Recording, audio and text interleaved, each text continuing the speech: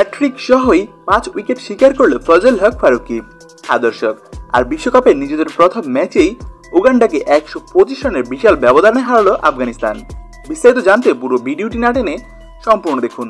দর্শক, আজ টি-20 বিশ্বকাপের গ্রুপ সি এর ম্যাচে মুখোমুখি হয়েছিল আফগানিস্তান এবং আর আজকের ম্যাচে শুরুতে ব্যাটিং করতে নেমে নির্ধারিত 20 ওভারে 5 উইকেট হারিয়ে 183 রান করতে সক্ষম হয় আফগানিস্তান।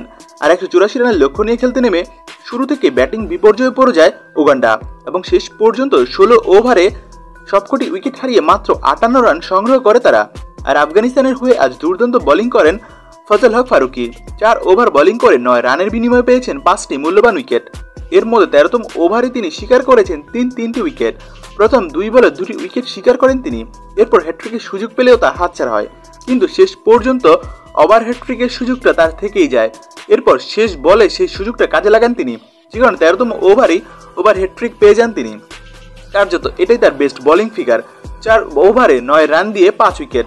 তার বোলিং তাণ্ডবই মূলত এত সুন্দর একটি জয় পেয়েছে আফগানিস্তান। এছাড়া 2টি করে উইকেট শিকার করেন রশিদ খান এবং নবিউল হক, আরও একটি উইকেট শিকার করেন মুজিবুর রহমান।